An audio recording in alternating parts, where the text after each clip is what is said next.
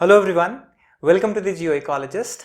I'm Dr. Krishnanand, and in this session on geomorphology, we are going to learn about the concept of plateau, its formation and various types all across the globe. So before we go ahead, please like and subscribe to our channel and don't forget to press the bell icon for the updates.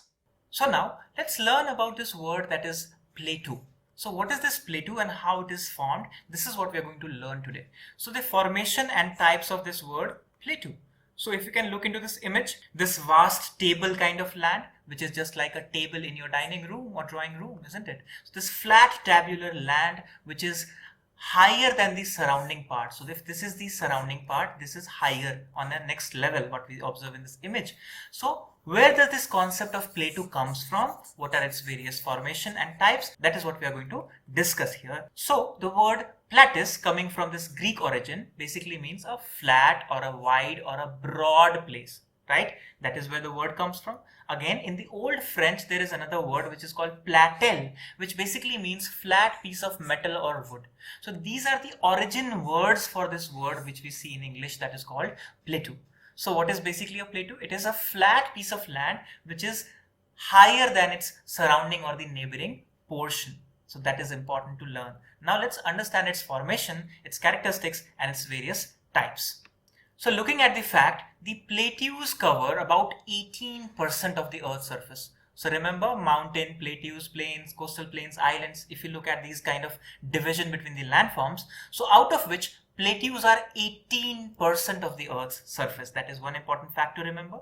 So apart from that, the landform has large elevated area onto its top, unlike a mountain. Remember, mountain is like this, but this is a flat structure. So that is the difference here as well, and has nearly even flat surface out there, which is important. And normally there are about 600 meters above sea level. So this is not any fixed, so this is not a fixed height, but basically this is an average of the world, that most of the plateaus, if you observe, they can be less than 600 or more than 600, but an average of the world is that about 600 meters above sea level is supposed to be this average of this flat topped place, which is known as plateau. But there are plateaus of Tibet and Bolivia which are more than 3600 meters above sea level as well. So there is an extremity, so there is an extreme range. But because there are other plateaus in the world which are very low as well, so this average comes to this 600 meters above sea level. So I hope you have understood the basics of a plateau. Now let's understand further more. Now this is a very famous image of the Grand Canyon, if you have seen. So if you have not seen it before, let's understand how this is formed. So what you observe here is, very often rivers or streams cut out deep valleys and gorges. This we have studied in the fluvial cycle or normal cycle of erosion by W.M. Davis, remember? So what you observe here in this Colorado Plateau, this is a flat table land, right? What is happening here? This was all flat, right? But what happened? This river cut across this entire flat land, right? So it means basically this entire area was part of the same unity, that is part of the same table land. But because of this fluvial erosion, now what we see is this kind of structure, that is entrenched meander, that we say, being created. So the river has entrenched through this Colorado Plateau. So this is what we observe in the dissected plateau, that is in the Colorado. So in a place of its original smooth topography, it then changes into a dissected plateau. So this is what we can observe as a plateau with deep valleys and gorges. So basically a flat table land but with deep valleys and gorges. So this is one of the good examples of the world. Now after this example, let's learn about the formation part. So what is the process behind this formation? How this flat table land is formed? Is it the same like mountain formation or is it different? So now let's understand that first process is volcanism. So it means what we have learned in the volcanism, that lava or the pyroclastic material and other material comes out to the surface through this vent, and what happens? Gradually it settles down, it flows many times and it keeps settling down in the surrounding areas, and when it deposits, it forms a hard rock surface, and this is how these table lands are formed. This is best example what we see in the fissured eruption type, that is the Deccan Plateau or Icelandic Plateau, remember that? So that is important. Then the next important feature is crustal shortening. Remember the crust formation, epirogenetic process. But if this is shortened, if this is eroded from this side and this side, what will remain is this. So what will happen? The thrusting of one block of crust over another and folding occurs. So remember the Tibetan part, what has happened? There is a thrusting happening. So Indo-Australian plate is going this way and the Eurasian plate is going this way, and in between Himalayan formation is also happening, while this portion, what we observe as the Tibetan Plateau, it is formed because of this thrusting factor that is important here. So which could not fold became this flat concrete structure that is part of the Tibetan Plateau. So this is Himalaya and this is Tibetan Plateau, and the reason is this crustal shortening because of this thrusting factor. So that is where importance goes to this endogenetic process as well. And the third important factor is this thermal factor, that is thermal expansion. So what you see is if these lands are expanded thermally, that is due to the heat, so it will become this flat, right? And this is best example what you see here is Ethiopian highlands. So there can be three important processes, that is, one is volcanic process, the other is crustal shortening process, thrusting process, third is the thermal expansion process behind the formation of plateau. So now when we look into this process of formation, one thing that is most important here to learn is the volcanic flood basalts. Remember, volcanic eruption leads to this flooding outside, the lahars, the mud flow and the lava flow. So what happens? When this lava flows, it gradually cools down and it forms these important trap regions that we say traps, as we see Deccan traps. So many times this is a stair-shaped structure that is further eroded, and because of the faulting as well, it has changed now.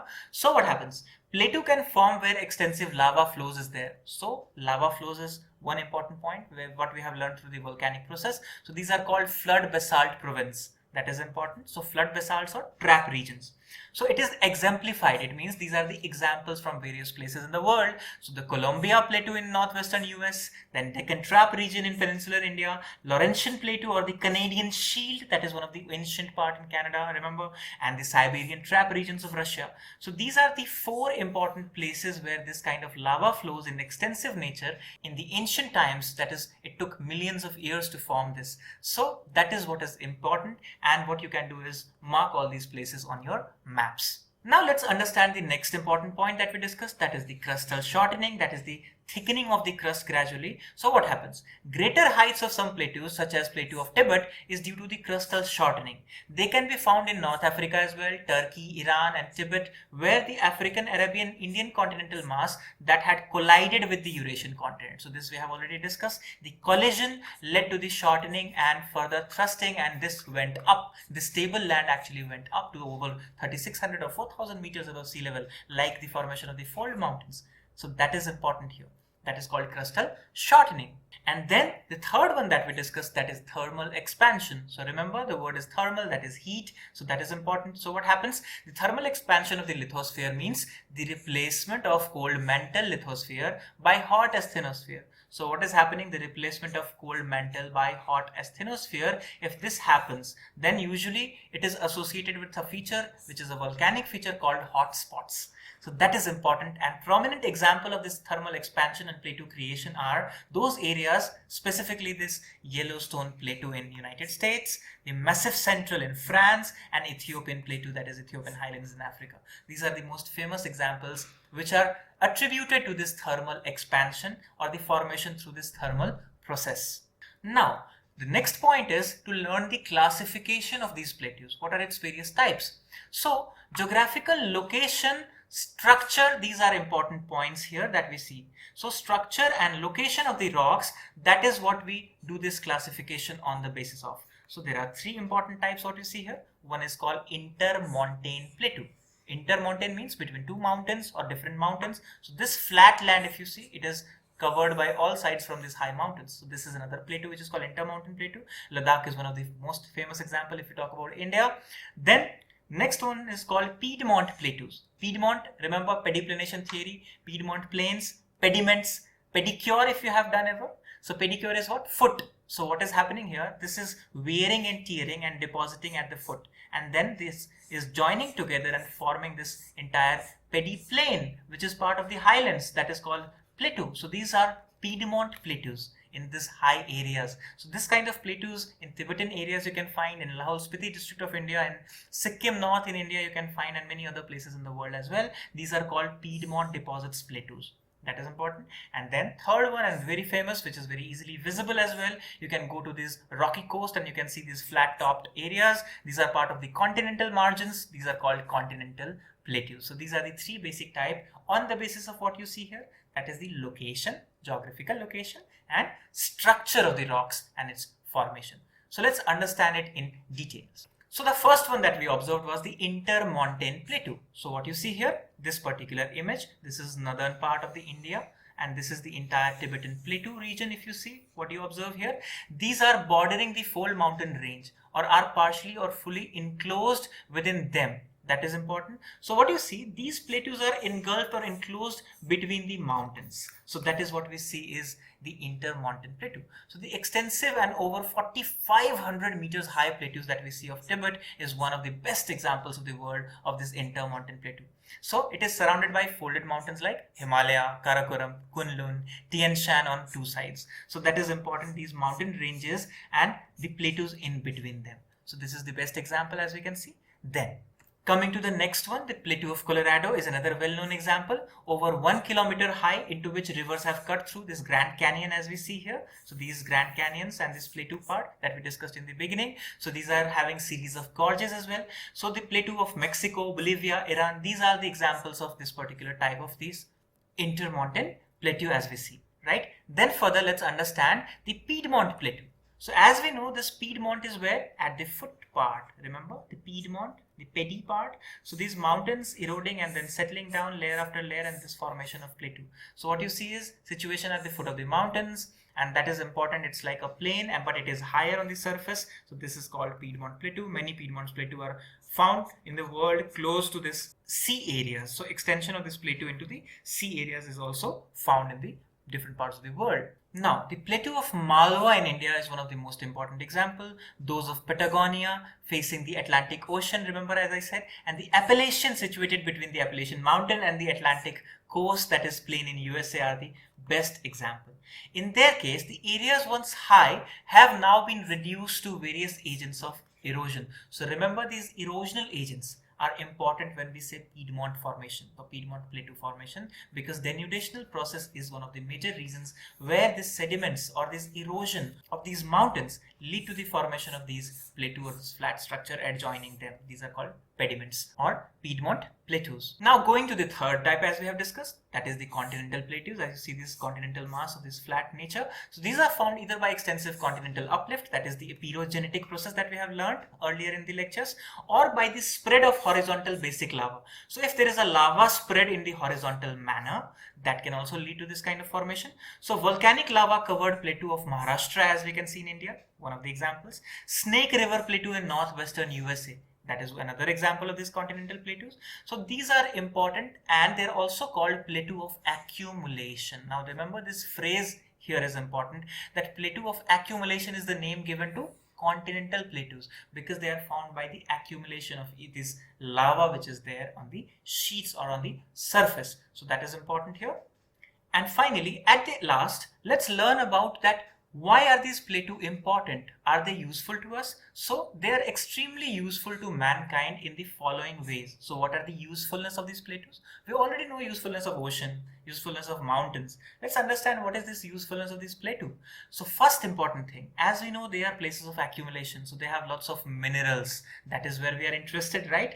So gold from the plateau of Western Australia, copper, diamonds and gold from plateaus of Africa, coal, iron, manganese and mica from Chota Nagpur Plateau in India.